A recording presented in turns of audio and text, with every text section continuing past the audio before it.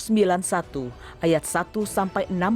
Dalam lindungan Allah, orang yang duduk dalam lindungan yang maha tinggi dan bermalam dalam naungan yang maha kuasa akan berkata kepada Tuhan, tempat perlindunganku dan kubu pertahananku, Allahku yang kupercayai. Sungguh, dialah yang akan melepaskan engkau dari jerat penangkap burung, dari penyakit sampar yang busuk. Dengan kepaknya, ia akan menudungi engkau. Di bawah sayapnya, engkau akan berlindung. Kesetiaannya ialah perisai dan pagar tembok. Engkau tak usah takut terhadap kedahsyatan malam, terhadap panah yang terbang di waktu siang, terhadap penyakit sampar yang berjalan di dalam gelap, terhadap penyakit menular yang mengamuk di waktu petang.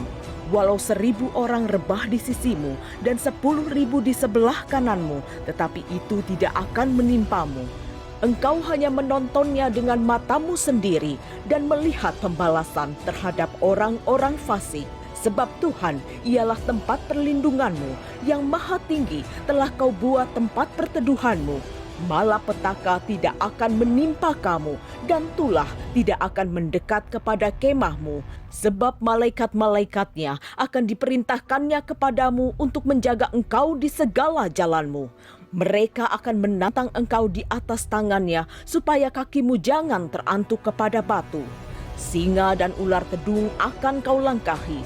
Engkau akan menginjak anak singa dan ular naga. Sungguh hatinya melekat kepadaku, maka aku akan meluputkannya. Aku akan membentenginya, sebab ia mengenal namaku. Bila ia berseru kepadaku, aku akan menjawab. Aku akan menyertai dia dalam kesesakan. Aku akan meluputkannya dan memuliakannya. Dengan panjang umur akan kukenyangkan dia, dan akan kuperlihatkan kepadanya keselamatan daripadaku. Pentakosta ketiga adalah pencurahan Roh Kudus yang dahsyat di zaman ini, melebihi yang terjadi di Azusa Street. Pentakosta ketiga akan mengakibatkan penuaian jiwa yang terbesar dan yang terakhir sebelum Tuhan Yesus datang kembali. Pentakosta ketiga akan membangkitkan generasi Yeremia, yaitu anak-anak muda yang dipenuhi Roh Kudus, cinta mati-matian kepada Tuhan Yesus, tidak kompromi terhadap dosa dan akan bergerak untuk memenangkan jiwa. Pentakosta ketiga lahir di Indonesia yang bergerak ke bangsa-bangsa. Gerakan ini dari timur ke barat dan akan kembali ke Yerusalem. Pentakosta ketiga akan memberikan kuasa untuk menyelesaikan amanat agung Tuhan Yesus. Dan setelah itu Tuhan Yesus datang kembali. Shalom, tahukah saudara bahwa kita tengah hidup di era yang para ahli sebut sebagai era postmodern, di mana era ini sangat dipengaruhi oleh pandangan postmodernisme yang mempengaruhi cara pandang khususnya generasi muda saat ini, bahkan mempengaruhi cara mereka memandang kehidupan spiritual. Dari berbagai sumber yang menjelaskan tentang postmodernisme, dapat disimpulkan bahwa postmodernisme adalah cara pandang dan juga gaya hidup yang menentang atau selalu mempertanyakan segala sesuatu yang dulu tidak pernah dipertanyakan, yaitu dari hal ilmu pengetahuan, suatu kebenaran, dan bahkan penentuan otoritas. Pandangan ini umumnya bersifat skeptis dan lebih memprioritaskan pengalaman dan perasaan pribadi. Contohnya, mereka berpendapat bahwa kebenaran itu ada tapi tidak bersifat absolut, melainkan tergantung pengalaman dan perasaan tiap orang. Hal ini sangat berpengaruh terhadap pandangan mereka dalam berbagai hal. Dalam kekristenan sendiri, pandangan postmodernisme biasanya juga mempertanyakan hal-hal seperti bukti Tuhan ada atau tidak, apakah Alkitab adalah sumber yang valid atau tidak, pertanyaan mengenai kalau Tuhan itu baik, kenapa ada kejahatan, atau apakah suatu dosa masih relevan ketika banyak orang melakukannya dan akhirnya dianggap normal. Sebetulnya, dalam Kisah Para Rasul 17 ayat 16-34, Rasul Paulus juga pernah menghadapi situasi serupa saat berada di Athena, Yunani, di mana ada banyak sekali patung-patung berhala yang menandakan adanya banyak cara pandang, filosofi, budaya, dan ilah-ilah. Tidak heran jika Paulus dan rekan-rekannya ditertawakan dan dianggap membual saat membagikan Injil dan berita tentang Kristus. Namun, di balik itu ada rasa penasaran dan kehausan untuk tahu lebih lanjut dari apa yang diajarkan Paulus, sehingga Paulus mendapatkan kesempatan emas, yaitu diundang untuk berbicara di sidang Areopagus, tempat di mana siapapun bebas untuk berbicara dan berpendapat.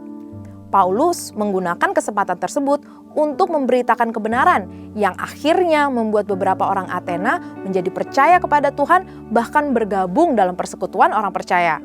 Sebagai orang percaya, apa saja yang dapat kita pelajari dan lakukan dari pengalaman Paulus di era postmodern ini? Yang pertama, pentingnya memiliki kepekaan akan kondisi kerohanian yang terjadi di era ini. Dipenuhi Roh Kudus membuat Paulus menjadi selalu peka dan tidak tinggal diam saat melihat jiwa-jiwa disesatkan oleh ilah-ilah dan pandangan yang tidak benar. Kita pun perlu dipenuhi Roh Kudus untuk bisa cermat dan peka akan kondisi kerohanian di era postmodern ini, di mana banyak orang tidak percaya akan Tuhan dan kebenarannya, atau sekedar percaya adanya kekuatan ilahi yang lebih besar dari manusia, tapi sosok tersebut bukanlah Tuhan yang benar. Dari situlah kita bisa memakai peluang yang ada untuk membicarakan tentang Tuhan, kebenaran, dan firman-Nya. Yang kedua, siap dan terbuka untuk berdiskusi mengenai Kristus dan Injil keselamatan. Keterbukaan untuk berargumentasi dan berpendapat bisa menjadi cara untuk memulai diskusi di era postmodern ini. Generasi di era ini sangat terbuka dan kritis akan segala hal, serta tidak mudah menerima sesuatu begitu saja. Namun, hal ini dapat kita gunakan untuk berdiskusi, menjelaskan tentang Kristus dan kebenarannya. Sama seperti Paulus yang memakai kesempatan yang ada untuk membuka ruang guna bertukar pikiran, mulai dari orang Yahudi, non-Yahudi, bahkan dengan para filsuf. Ia memberikan alasan dan argumentasi yang tepat dalam menyampaikan kebenaran dan Injil keselamatan, serta menyerukan pertobatan. Yang ketiga, memanfaatkan narasi dan argumentasi postmodernisme sebagai pintu masuk untuk menjawab kebutuhan dari pandangan tersebut. Perlu disadari bahwa di balik argumentasi dan narasi postmodernisme terdapat suatu kebutuhan dan kehausan untuk mendapatkan jawaban yang kuat dan benar. Disitulah kebenaran firman menjadi jawaban. Paulus mengerti akan hal ini, sehingga ia menggunakan situasi yang ada untuk menjawab kehausan warga Athena. Begitupun di era postmodern, saat anggapan akan berbagai pandangan dan ilah-ilah adalah sama, justru hal itu membuka peluang untuk kita untuk menjelaskan mengapa Yesus Kristus yang kita sembah berbeda dari ilah manapun. Tantangan akan pandangan-pandangan postmodernisme ini janganlah dipandang sebagai sesuatu yang harus dihindari, tapi justru sebagai pintu untuk bisa berdiskusi terbuka, berbicara mengenai kebenaran dan keselamatan dengan tetap saling menghormati satu sama lain. 1 Petrus 3 ayat 14 berkata, "Jangan takut dan gentar untuk membagikan kebenaran, sebab dipenuhi Roh Kudus memberikan kita keberanian dan hikmat untuk berkata-kata dengan tepat, sehingga siap menjelaskan iman kita dengan lemah lembut, hormat, dan penuh kasih Allah." Saudara, untuk penjelasan lebih lengkap dari tim teologi kami, silakan scan QR Code atau buka link yang ada di atas. Tuhan Yesus memberkati.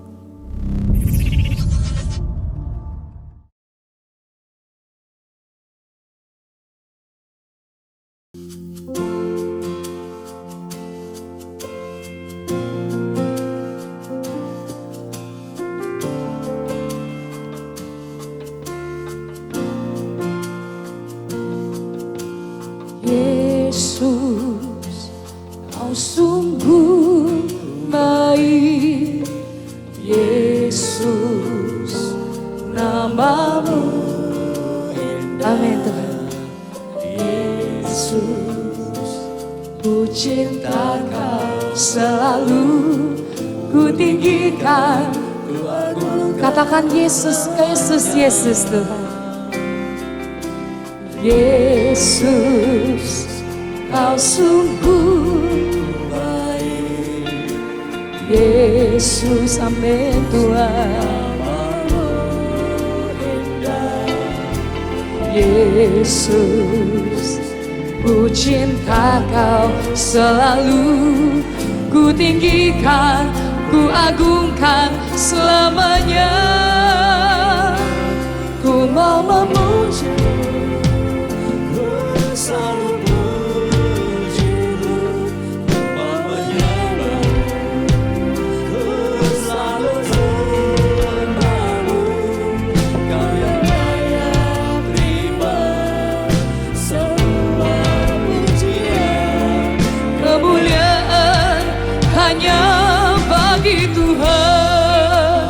Mari sama-sama katakan pujian dari Allah. Panggil nama Tuhan, panggil nama Yesus. Yesus, kau sungguh baik. Yesus, namamu indah.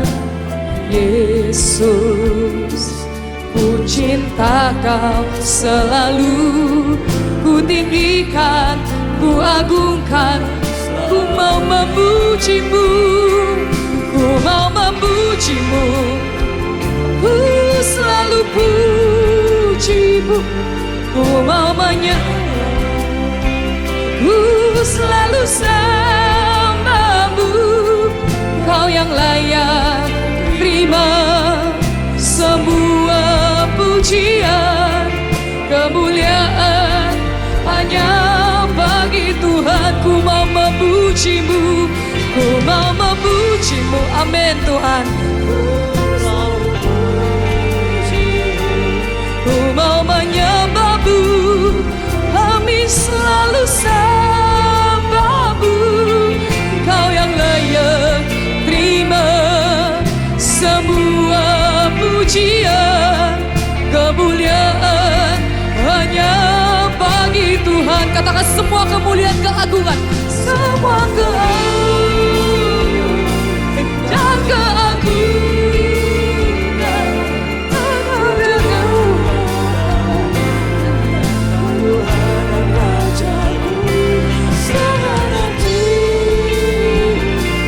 Dan nafasku menyembah Yesus yang hidup. Semua keagungan, kemuliaan, semua kemuliaan dan keagungan. Mari saudara-saudara sama-sama kita bangkit berdiri. Tuhan dan Rajaku, saudara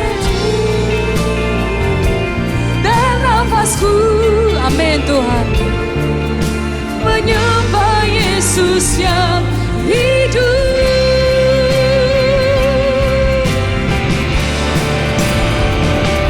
Ku mau memujimu,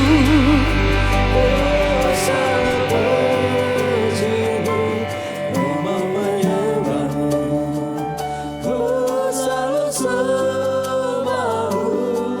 Kau yang layak terima semua pujian, kemuliaan hanya bagi Tuhan. Ku mau memujimu, ku mau memujimu, ku selalu memujimu, ku mau menyembahmu, ku selalu sembahmu.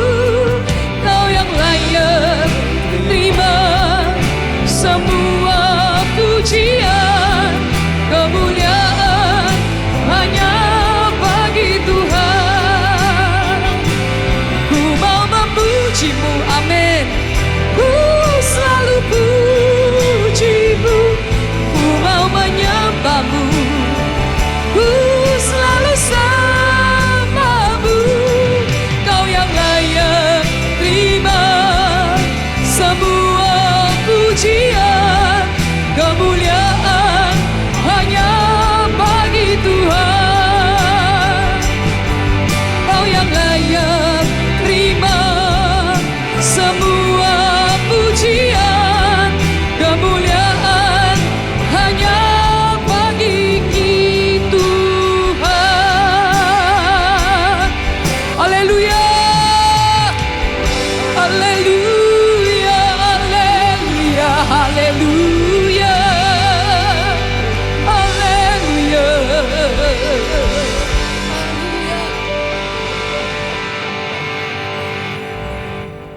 Ya, dan saya percaya selama 2023 gimana kesannya?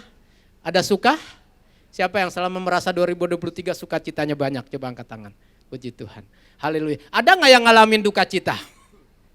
Ayo dong, jangan malu, nggak apa-apa kok nggak bilang itu nggak beriman loh kalau ngangkat tangan, nggak. Ada nggak yang ngalami kayaknya berat banget 2023, ada nggak? Oh ada, tapi 1-2 aja, nggak banyak sih. Ada yang buntu 2023 kayaknya semuanya serba nggak bisa apa-apa gitu, habis dah gitu, nggak bisa berkembang, diem aja, kayaknya nggak ada perubahan hidup gitu. Ada nggak? Ada. Di mana duduknya?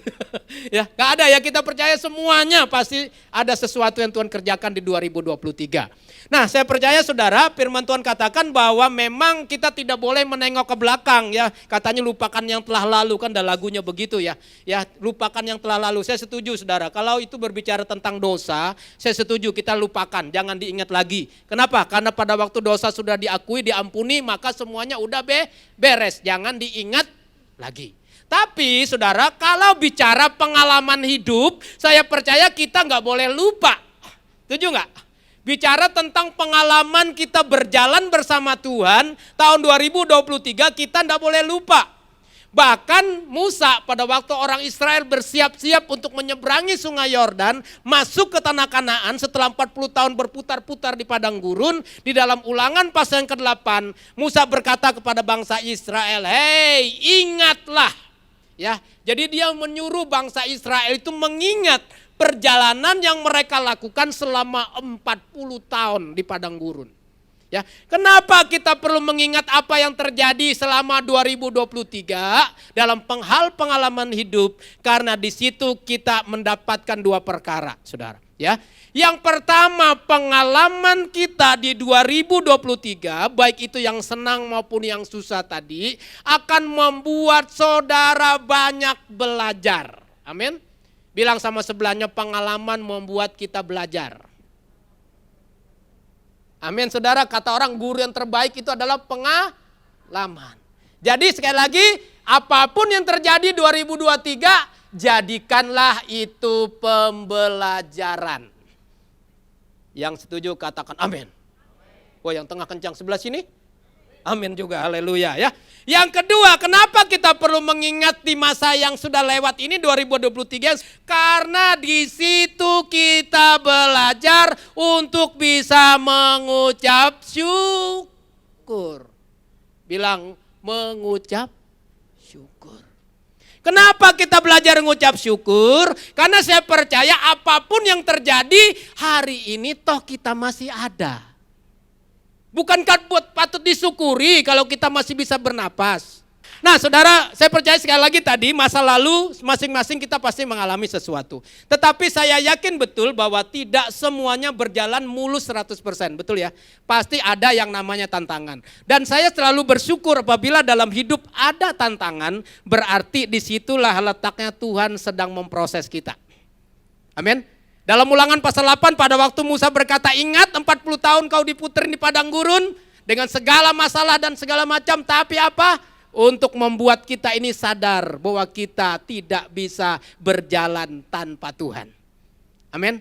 Jadi kalau hari ini saudara mengalami selama 23 ada tantangan, gak semuanya mulus, percayalah Tuhan lagi bikin pondasi. Karena 2024 Tuhan mau berkati saudara lebih luar biasa lagi. Yang setuju bilang amin. Ya, kalau gak amin berarti gak setuju diberkati. Semua mau diberkati ya. Jadi kalau 2023 seret, 2024 gak boleh seret lagi. Ya, harus luar biasa di hadapan Tuhan. Nah saudara kekasih dalam Tuhan, hari ini saya mau bicara sesuatu bahwa seperti yang mungkin saudara baca juga di pengumuman di gereja, tema yang saya mau ambil untuk kali ini adalah untuk tahun 2024 masih ada pintu harapan terbuka buat saya. Bilang masih ada pintu harapan terbuka buat saya. Untuk mengawali perkataan ini mari kita buka sebentar ayat firman Tuhan ya. Ini kita lihat sebentar di dalam kitab Roma pasal 4 sebentar ya. Roma pasal 4. Kita akan lihat ayat 17 sampai dengan ayatnya yang ke-21 ya. Roma pasal 4 ayat 17 sampai dengan ayatnya yang ke-21. Saudara, tapi tidak akan banyak masuk dalam di sini, nanti saya akan baca ayat yang lain untuk kita lebih dalam, tapi ini kita akan menjadi pembukaannya. Ya, kita lihat ada satu buah cerita yang menarik di sini di mana kitab Roma pasal 4 ini mengutip sebuah cerita perjalanan seorang tokoh Alkitab namanya Abraham. Ya, kita lihat sebentar demikian bunyi firman Tuhan ayat 17. Seperti ada tertulis, engkau kutetapkan menjadi bapa banyak bangsa. di hadapan Allah yang kepadanya ia percaya, yaitu Allah yang menghidupkan orang mati dan yang menjadikan dengan firman-Nya apa yang tidak ada menjadi ada. Sebab sekalipun tidak ada dasar untuk berharap, namun Abraham berharap juga dan percaya bahwa dia akan menjadi bapak banyak bangsa menurut yang telah difirmankan, demikianlah banyaknya nanti keturunanmu. Ayat 19, imannya tidak menjadi lemah walaupun ia mengetahui bahwa tubuhnya sudah sangat lemah karena usianya telah kira-kira berapa tahun? 100 tahun, dan bahwa rahim Sarah istrinya itu telah tertutup. Tetapi terhadap janji Allah ia tidak bimbang karena ketidakpercayaan, malah ia diperkuat dalam imannya dan ia memuliakan Allah dengan penuh keyakinan bahwa Allah berkuasa untuk melaksanakan apa yang telah ia janjikan. Saudara, siapa yang percaya hari ini Allah berkuasa untuk melaksanakan apa yang sudah dia janjikan? Coba angkat tangannya. Amin, kita semua percaya kalau Tuhan janji gak kayak kita. Seringkali kalau janji suka mengingkari. Tapi saya percaya Allah kita kalau udah janji pasti melakukan apa yang dia janjikan. Amin. Saya percaya janji Tuhan sesuai dengan apa yang sudah kita bicara beberapa bulan terakhir. Tahun 2024, tahun pintu-pintu terbuka. Amin, itu janji Tuhan. Kalau Tuhan janji, saya percaya pasti dia akan genapi di tahun ini. Pintu-pintu akan terbuka bagi kita. Saudara, mungkin ada di antara kita mengalami seperti yang dialami oleh Abraham. Saudara, ada gak hari ini seperti Abraham? Tidak mungkin. Ya, semua yang terjadi rasanya mustahil. Kenapa bilang mustahil? Kalau saudara tahu ceritanya Abraham, ini benar-benar menurut saya sesuatu yang kayaknya kalau menurut saya sudah buntu gitu. Semua buntu, semua gak masuk akal lah. Gitu. Kenapa demikian? Karena firman Tuhan berkata, satu, Abraham itu usianya udah tua banget. 100 tahun. Tapi ada orang bilang kan laki-laki makin tua makin menjadi gitu ya. Artinya bagi pria itu enggak ada masalah mau usia berapapun masih bisa reproduksi gitu ya. Mungkin masuk akal. Cuman masalahnya kan Abraham enggak bisa melahirkan. Betul enggak? Biar usia 100 tahun masih produktif enggak bisa lahiran gimana kira-kira? Biar Tuhan bilang saya mau kasih keturunan tapi laki-laki yang mana mungkin bisa keluar brojol, keluar bayi, kan nggak mungkin. Kecuali zaman sekarang ada yang model begitu. Tapi itu palsu, saudara. Ya, ada saudara tahu ya cerita zaman sekarang ada tuh laki-laki bunting. Tapi ternyata bukan bunting yang sebenarnya. Ternyata dulu dianya cewek gitu, cuma jadi laki. Ya nggak heran kalau gitu mah. Tapi Abraham laki-laki, umurnya sudah 100 tahun. Yang lebih nggak masuk akal lagi, Sarah itu satu dikatakan firman Tuhan, istrinya itu mandul. Mandul artinya dia memang bisa menstruasi secara wanita, mohon maaf ini ya. Tapi nggak ada benihnya, nggak bisa punya anak. Tetapi lebih parah lagi, pada waktu Tuhan ngomong kamu akan punya anak, usianya Abraham sudah berapa saudara? Sudah hampir 80 tahun. Dan Sarah dikatakan sudah mati haid. Jadi menstruasinya sudah berhenti. Udah menopause ini, jadi kalau ini harapan benar udah nggak ada. Gitu.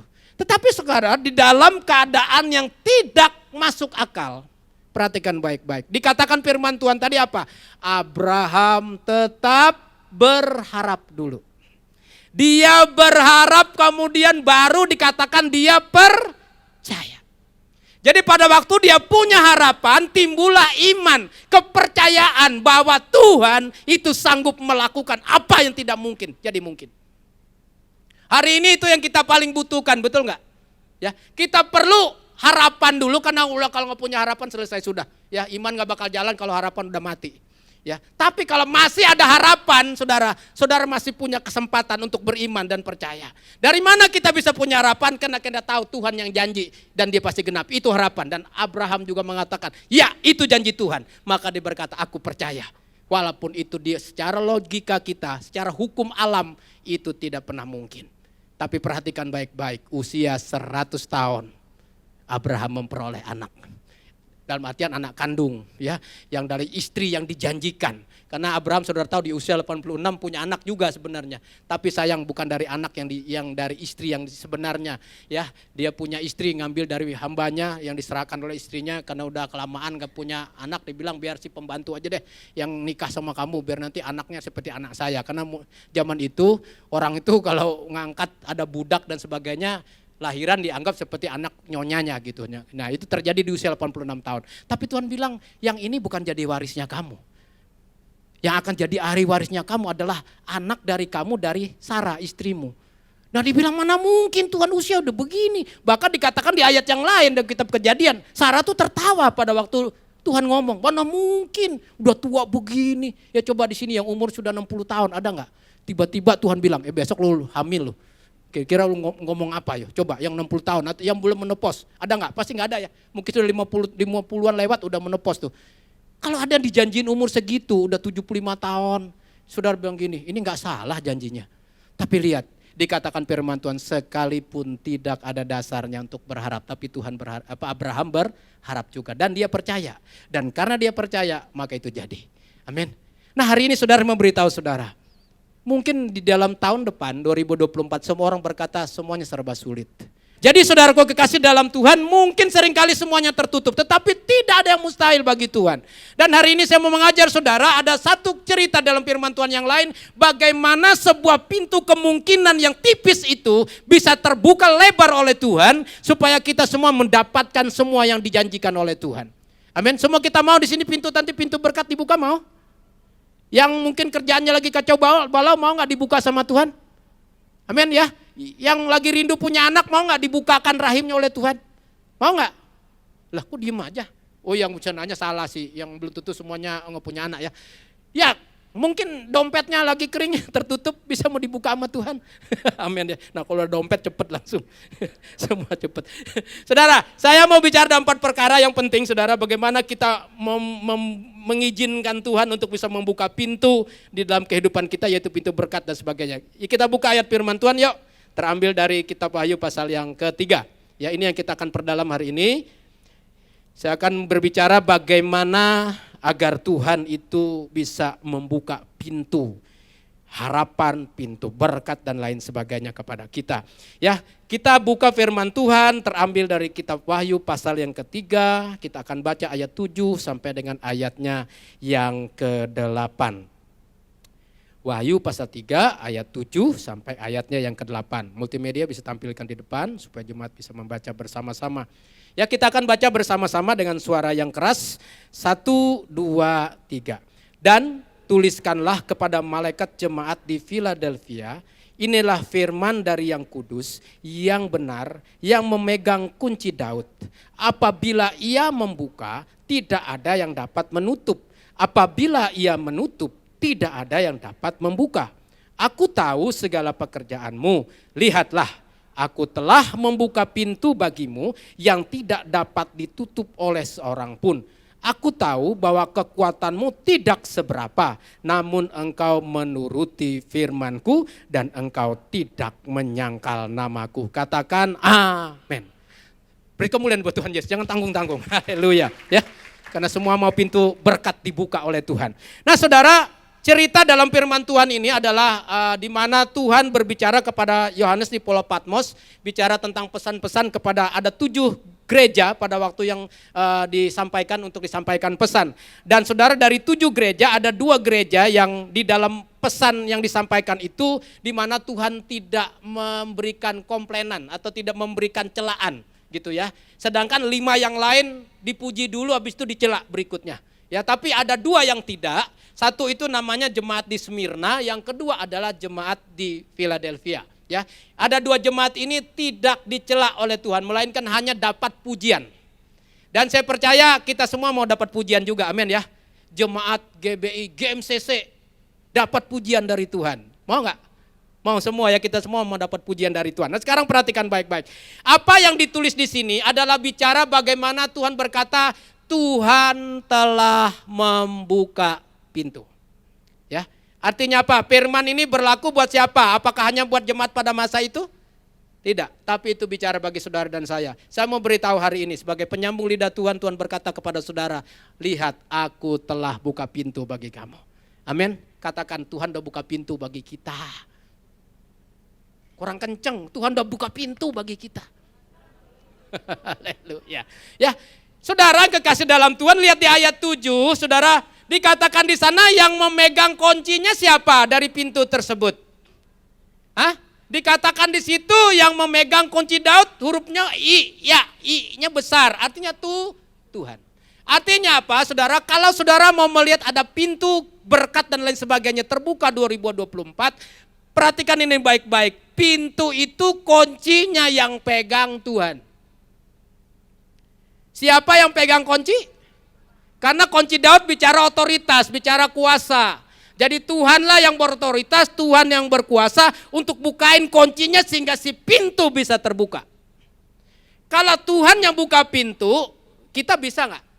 Kalau dia yang pegang kunci, kita bisa nggak bukain? Nggak bisa. Amin. Dikatakan dia yang pegang loh, kita nggak pegang. Jadi yang bisa buka pintu berkat dan lain sebagainya hanya Tuhan. Masalahnya bagaimana caranya supaya bisa Tuhan bukain bagi kita tuh pintu. Itu jadi masalah. Kan dia yang pegang.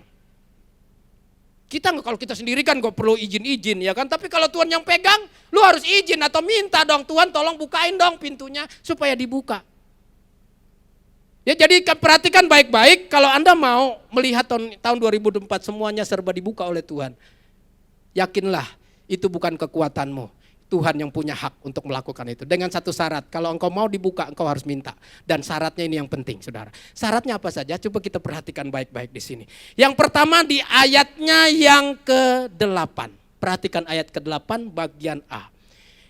Di sini dikatakan kenapa jemaat Philadelphia itu dibukakan pintu oleh Tuhan. Dikatakan, aku tahu segala pekerjaanmu.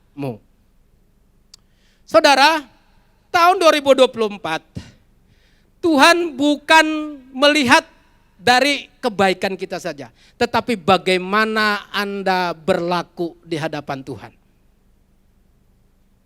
Di dalam kitab Samuel pasal 22 ayat 27 dikatakan Tuhan itu akan berbuat suci sama orang yang suci, tapi dia akan berdolak-dalik atau intinya berbelok-belok sama orang yang juga berbelok-belok. Artinya apa saudara? Kalau mau pintunya dibuka, mulai dari hidup kita ini dibenerin dulu. Amin. Tahun 2024 saudara harus punya tekad, aku mau memperbaiki diri. Amin. 2023 mungkin pintu itu sulit terbuka, kenapa hidup kita masih nggak bener. Hidup kita masih nggak lurus di hadapan Tuhan. Ya, karena semuanya itu Tuhan lihat, kalau kita lurus maka semuanya gampang. Tapi begitu kita belok-belok, Tuhan bilang wah ini belok-belok. Jadi perhatikan 2024, cara pertama kalau mau dibukain pintu sama Tuhan, pintu berkat dan sebagainya, mulai perbaiki diri kita. Amin. Lakukan pertobatan setiap hari. Hidup benar di hadapan Tuhan. Perbaiki hubunganmu dengan Tuhan. Saudara, kadang-kadang kita kan maunya semua serba instan toh. Semuanya kayaknya asal ngomong aja langsung jadi toh. Bener gak?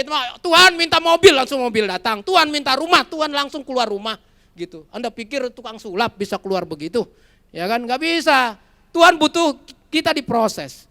Kita minta. Tetapi saya percaya betul sama seperti kebanyakan orang tua, ya banyak juga ilustrasi ini disampaikan. Kalau anak kita baik, kalau anak kita menyenangkan kita, apakah perlu dia mengemis-ngemis minta kita baru kasih? Kan nggak begitu toh? Ya kan? Kalau lihat anak kita rajin, anak kita pinter, kita nggak perlu macam-macam, langsung mau apa? Papi beliin. Mau apa? Papi kasih. Kenapa? Karena lihat anak baik.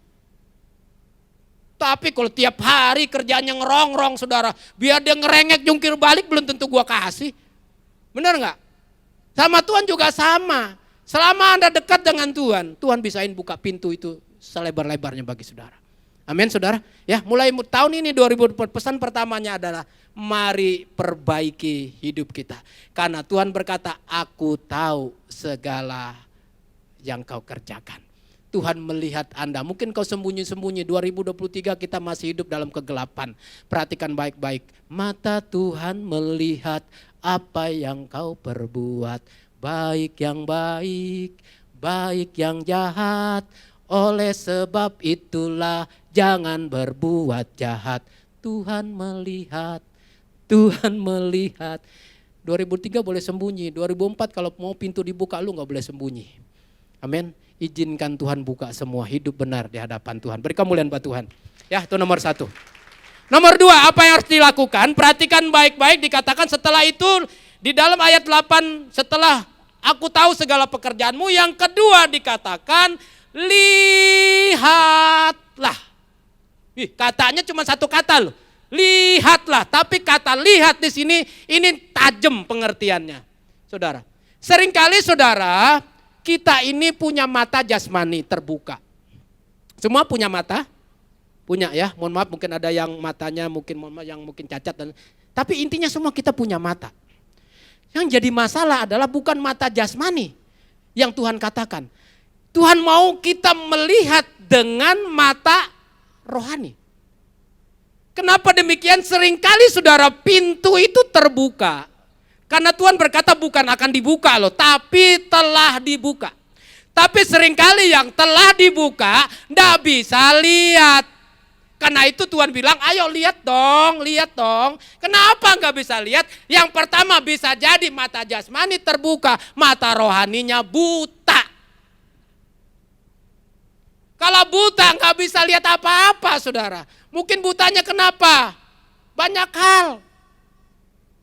Enggak bisa lihat tuh banyak hal penyebabnya. Memang dari rasanya udah buta, tapi yang sering kali terjadi apa? Di mata kita banyak kotorannya. Hidupmu hanya melihat yang mengkhawatirkan, maka itu menjadinya kita enggak bisa lihat tuh pintu terbuka. Ada penghalang. Bicara buta bisa jadi bicara fokus. Kemana engkau mengarahkan matamu? Kalau kita melihatnya hanya kepada ketakutan, saudara, pintu gak terbuka bagi kita. Amin. Kita mau melihat kepada siapa? Kepada kuasanya Tuhan yang sanggup melakukan segala perkara. Itu mata kita terbuka, tapi seringkali ini banyak yang kotor. Tahun ini kita mau bersihin tuh mata rohani kita. Amin. Izinkan dibereskan sama Tuhan supaya engkau bisa melihat. Saudara, pintu itu sudah dikatakan di sini tadi telah terbuka. Cuman masalahnya dia tidak bicara seberapa besar pintunya dibuka. Apakah cuma seperempat, apakah setengah, apakah 100% dibuka. Kan gak dibilang kan, cuman udah dibuka gak ada yang bisa nutup katanya. Dan Tuhan bilang udah dibuka. Dan saya mau kasih tahu Tuhan udah buka semua pintu buat saudara. Persoalannya hari ini, seberapa lebar itu pintu terbuka, bergantung siapa? Kita.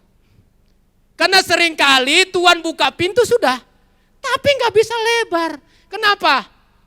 Lu kasih ganjel pintunya. Tuhan bilang gue bukan, enggak, ditahan ya pintunya. Kira-kira kebuka enggak? Susah, mau lebar juga enggak bisa. Kenapa? Kita ganjel pakai apa? Males. Bener enggak? Itu ganjel enggak tuh untuk pintu terbuka? Kan namanya kemalasan. Hah? Mengganjal enggak?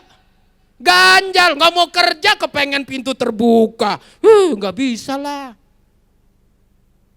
Jadi kalau mau pintu terbuka kudu rajin.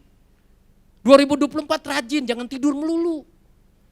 Serius, kerjain apa aja, rajin, itu membuat pintu terbuka. Apalagi yang sering kali ganjal yang membuat Tuhan maksimal bukain pintu berkat bagi kita. Ketidakpercayaan, gak punya iman. Mana mungkin, katanya begini, katanya begitu. Ya itu ganjel. Sekarang bilang sama Tuhan, Tuhan, apapun terjadi, saya percaya sama Tuhan. Amin. Maka Tuhan bilang, oke ini ringan, ini pintu gitu ya. Wah, langsung lebar saudara. Begitu lebar, bukankah semuanya jadi luar biasa? Amin. Mau dibuka sama Tuhan pintu yang lebar? Jangan diganjel. Ya, buka selebar, izinkan Tuhan yang kerja lewat hidup saudara. Ya perhatikan, tolong mulai tahun ini 2024. Kalau mau diberkati Tuhan, engkau melihat hal yang ajaib terjadi. Mulai bersihkan mata rohani kita. Ya, lihatnya yang positif. Lihatnya yang baik, lihatnya yang benar. Ingat yang manis, yang sedap didengar itu dipikirin. Jangan yang membuat kita khawatir dan cemas. Ya, secara manusia memang betul, tetapi ingat Anda bukan manusia duniawi. Kita ini manusia rohani. Amin. Dan firman Tuhan berkata di dalam saudara dan saya ada Tuhan. Dan roh yang ada di dalam kita ini lebih besar kuasanya dari roh apapun dalam dunia ini. Roh apa di dunia? Kekhawatiran, kecemasan, enggak ada apa-apanya. Karena di dalam saudara ada Tuhan Yesus. Beri kemuliaan buat Tuhan Yesus. Amin. Jadi yang pertama tadi mulai perbaiki diri, yang kedua cuci mata, bersihin cara berpikir kita, mata kita untuk melihat bagaimana. Yang kita lihat apakah kuasa Tuhan atau bukan. Itu yang kita pilih, lihat kuasa kemampuan Tuhan. Yang ketiga berikutnya dikatakan di sini, dikatakan di dalam ayat 8 bagian B, aku tahu bahwa kekuatanmu tidak seberapa. Saudara, jemaat Philadelphia dibukakan pintu oleh Tuhan karena Tuhan tahu mereka tidak punya kekuatan apa-apa. Kecil kekuatannya. Tetapi dalam kekuatan yang kecil ternyata di dalam bawah-bawahnya kalau saudara baca, mereka hanya mengandalkan Tuhan. Ini penting saudara, artinya apa? 2024 kalau mau Tuhan bukain pintu buat hidup saudara dan saya, mulai katakan kepada Tuhan, hari ini saya tidak mau lagi mengandalkan kekuatan saya, hanya mengandalkan Tuhan semata-mata. Amin. Di dalam Ulangan pasal 9 dikatakan oleh Tuhan, kalau engkau diberkati, kalau engkau dapat semuanya kesuksesan dan sebagainya, jangan pernah berkata dalam hatimu, karena kekuatanku lah aku bisa dapat semua kekayaan kesuksesan ini. Tapi sadarilah kalau engkau bisa dapat itu semua, semuanya karena Tuhan. Amin. Tahun 2024 saudara, mari katakan kepada Tuhan, Tuhan saya kekuatan mah gak ada apa-apanya, kecil Tuhan, saya gak mampu Tuhan. Tapi aku percaya andalanku satu-satunya hanya Yesus. Amin. Andalan kita hanya satu-satunya hanya Tuhan Yesus. Serius saudara, hanya itu yang bisa kita andalkan. Engkau andalkan harta bendamu cuma sebentar doang, habis. Ya, engkau andalkan pengalamanmu, pengalaman tidak akan membuat engkau mampu bertahan. Tapi kalau kau andalkan Tuhan, berkata Tuhan aku tak mampu sekarang, kita percaya Tuhan akan bukain pintu yang lebar bagi kita. Beri kemuliaan buat Tuhan Yesus. Ya, jadi ini yang ketiga. Ya, kita izinkan kuasa Allah bekerja dalam hidup kita. Yang terakhir saudara. Yang keempat, apa yang harus dilakukan 2024 supaya pintu-pintu berkat terbuka buat saudara, pintu harapan terbuka buat saudara, yaitu kita lihat di bagian C daripada ayat 8 dikatakan, aku tahu bahwa kekuatanmu tidak seberapa, namun engkau menuruti apa? Ayo, ada di sana ya. Menuruti apa katanya? Firmanku, dan engkau tidak menyangkal namaku. 2024 dari firman Tuhan ini, Tuhan mau berpesan begini kepada saudara.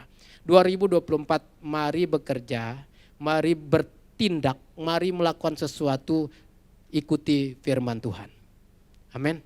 Walaupun sulit hidup menuruti firman di zaman sekarang, tetapi kalau engkau melakukan, engkau pasti diberkati Tuhan. Amin. Walaupun dunia berkata semua halal bisa dijalanin, yang haram pun boleh. Kenapa? Karena prinsip orang zaman sekarang apa? Yang haram aja susah, apalagi yang halal. Jadi semuanya serba, tapi saya mau kasih tahu saudara, prinsip saudara tidak boleh sama seperti itu. Amin. Saudara sekalipun sulit, karena ikut Tuhan, karena ikut firman, tapi itu berkatnya akan panjang buat kita. Amin. Karena itu jangan orang judi kita ikut judi, orang mencuri kita ikut mencuri. Mungkin kelihatan dapatnya sekejap langsung gede, tapi ingat kata orang itu uang panas. Uang panas gak pernah awet, tinggal tunggu waktu, habis saudara. Ya, ada aja tuh yang gerogotin, habis. Percaya sama saya, jadi jangan bangga kalau Anda, wah kayaknya dapat ini dari judi, wah dapat banyak nih, tinggal tunggu waktu aja saudara. Ya, habis pasti. Tapi coba, karena Alkitab berkata harta yang lambat diperoleh itu lebih awet daripada yang cepat. Ya, jadi izinkan karena ikut Tuhan kadang-kadang jadi orang kaya lama. Yang dagang, nih saya jujur saya sering ngomong sama istri saya, wah Mi kita kalau hamba Tuhan nih yang dagang kayak kita nih sulit cepat kaya. Semuanya serba jujur, semuanya serba kasihan orang. Kita kasih malah dikit kasihan, ya. Kapan kayanya? Bener serius, kalau saya renungin gitu kadang bego gitu ya. Kadang-kadang sering kalau itu, sering saya kalau mau ngerjain orang dapat banyak sering. Tapi saya selalu ingat, wah salah ini, ya nggak boleh ini, ya kan. Sering kali mau ngerjain orang, maka dulu saya pernah bisnis bengkel bangkrut saudara. Karena begitu tadi, saya kasihan saya nggak bisa ngerjain orang, susah. Mohon maaf bukan berarti orang bengkel semua ngerjain orang, enggak. Tapi kan banyak orang yang gak takut Tuhan supaya cepat dapat untung gede ngerjain pelanggannya. Banyak. Yang gak rusak dibilang rusak. Saya enggak, saudara. Begitu datang, kenapa Pak motornya mogok? Iya nih enggak tahu nih. Ya udah coba bukain. Begitu buka, saya lihat businya kotor, saudara. Enggak bisa hidup tuh motor. Saya bilang begini, aduh Bapak kasihan amat ini motor, nggak pernah dibersihin ya. Businya kotor amat Pak, coba dibersihin aja Pak. Sini saya amplasin dah itu businya, dibersihin saudara. Saya nggak bilang ganti yang baru, padahal saya bisa dong dapat untung ganti baru dong. Ya kan, udah gitu ini lebih parah lagi, udah Bapak aja kalau ngamplas nggak usah saya kan gitu, Bapak aja. Dia amplas saudara, dipasang businya hidup motor, langsung pulang dia. Saya nggak dapat apa-apa. Saya bilang kalau model begini kayaknya lama. Tapi saudara, saya menikmati berkat Tuhan sampai hari ini. Serius saudara. Ya memang gak jadi konglomerat kayak yang bapak-bapak ibu-ibu di sini enggak. Tapi saya menikmati berkat Tuhan. Ya hari ini. Kenapa? Karena sekali lagi mungkin terlihat susah. Tapi selama ikut Tuhan, ikut tuntunan firman Tuhan, saudara gak akan pernah rugi. Amin. Tepuk tangan buat Tuhan Yesus. Ya, yang dagang kelontong tahun ini yang bener. Ya, karena kata firman Tuhan jangan menipu dengan neraca serong. Ingat ya, itu ada ayatnya semua loh. Ya, jadi yang daganglah yang jujur, ya. Jangan membohongin timbangan, ukuran dan sebagainya kalau mau diberkati. Susah, Pak. Kan semua orang begitu. Jangan ngikut orang. Biarkanlah dia, tapi kita berurusannya sama Tuhan. Amin, saudara. Jadi sekalipun untungnya dikit tetap setia selama itu sesuai firman. Haleluya, beri kemuliaan buat Tuhan Yesus. Ya. Dan dikatakan itu tidak akan menyangkal nama Tuhan Yesus. Dan saya percaya perbuatan-perbuatan kita di tahun 2024 selama itu baik pasti memuliakan Tuhan.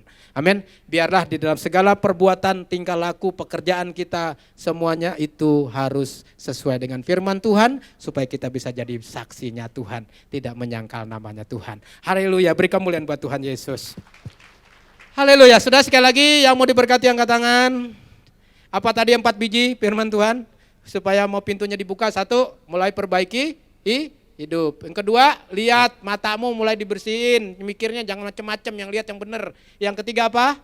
Jangan andalin kekuatan sendiri, andalkan siapa? Tuhan. Yang terakhir apa tadi? Hiduplah, bekerjalah sesuai tuntunan firman Tuhan. Yang mau melakukan katakan amin. Pulanglah dan terimalah berkat kasih karunia, damai sejahtera, sukacita daripada Allah Bapa, persekutuan kita dengan anaknya yang tunggal Yesus Kristus, serta pertolongan yang manis oleh Roh Kudus akan selalu menyertai kita mulai dari saat ini sampai selama-lamanya.